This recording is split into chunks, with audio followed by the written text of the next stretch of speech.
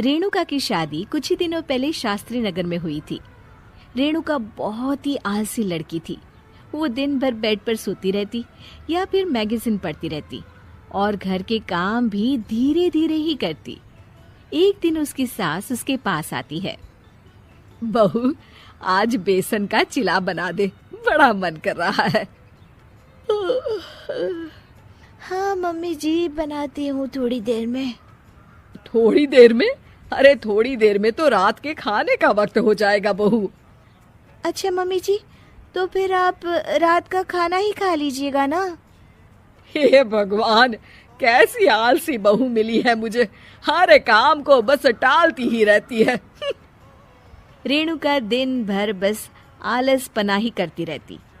एक बार रात के खाने पर सब बैठे हैं तो रेणुका का पति कहता है, अरे ये क्या, आज फिर से करेला? रेणुका, हफ्ते में तीसरी बार ऐसा हुआ है कि करेला बन रहा है। कुछ भी बना लिया करो। अरे इतनी सारी सब्जी मिलती है मार्केट में। हाँ, पर अब कौन मार्केट जाए और सब्जी लेकर आए, इसलिए जो था घर पर वही बना दिया। बहू, फ्रिज खोल कर देखती तो पता चलता कि सारी सब्जियां रखी होती है, पर तुम्हारा आलसपन खत्म हो तो तुम्हारी नजर जाए ना। विशाल कमरे में आकर रेणुका से पूछता है, रेणुका, मैंने कहा था तुमसे कि मेरे लिए रुमाल ले आना। मेरे सारे रुमाल खराब हो गए हैं। तुम ले आई क्या? आज नहीं गई, कल ले आऊंगी। ओफो, पिछले 4 दिनों से मैं यही सुन रहा हूँ। बिना रुमाल के ऑफिस जाना पड़ रहा है। तुम तो बहुत ही आलसी होती जा रही हो रेणुका। आपको रुमाल की जरूरत है ना, तो खुद ही खरीद लीजिए ना। हाँ, अब वही करूंगा। तुम्हारे भरोसे बैठा रहा तो कुछ नहीं होगा। एक दिन दरवाजे पर बेल बज रही होती है और रेणुका सोफे पर बैठी होती है, पर आलस में दरवाजा खोलती ही नहीं। अरे बहू, कितनी देर से बेल बज रही है? क्या कानों में रुई डालकर बैठी हो जो सुनाई नहीं दे रही बेल? मम्मी जी, अब आप आ ही गई है तो आप ही खोल दीजिए ना दरवाजा। क्यों मुझे ताना मारकर और देर कर रही हैं?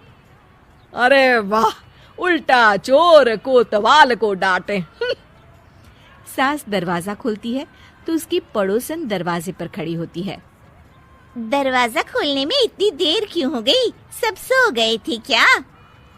और ये भी कोई वक्त है क्या सोने का? हाँ? अरे नहीं नहीं, ऐसी कोई बात नहीं है। आइए आइए, आप लोग अंदर आइए। ओफो, इन सबको भी अभी आना था। अब मम्मी जी लगा देंगी मेरी ड्यूटी किचन में। बहू, पकोड़े तल दे, बहू चाय बना दे। अरे बहू, सो गई क्या? कब से आवाज दे रही हूँ, जा चाय बना कर लिया। हाँ मम्मी जी, अभी जाती हूँ थोड़ी देर में। सास रेणुका को आंख दिखाती है। मतलब थोड़ी ही देर लगेगी चाय बनाने में, अभी ले आती हूँ, बस झटपट। रेणुका रसोई में जाती है और इसी आलसीपन में वो चीनी की जगह नमक डाल देती है। जैसे ही सब चाय का घूंट भरते हैं, चाय थूक देते हैं। थू थू थू थू, ये कैसी चाय बनाई है तूने रेणुका? इसमें तो सारा नमक भरा है। हाँ, और ये पकोड़े, इसमें इतनी मिर्च है कि मेरी तो हालत ही खराब हो गई खाकर।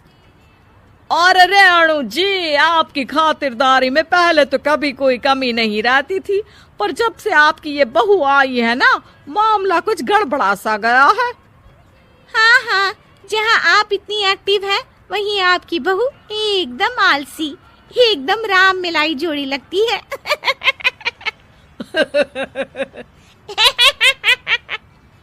अच्छा जी, चलते हैं अब। नमक वाली चाय पिलाने के लिए बहुत बहुत शुक्रिया। सब वहाँ से चले जाते हैं। अरे तूने तो मेरी नाक ही कटा दी बहू। वे लोग क्या सोच रहे होंगे मेरे बारे में? मम्मी जी, मैंने तो शक्कर ही डाली थी, पता नहीं नमक कैसे बन गई शक्कर।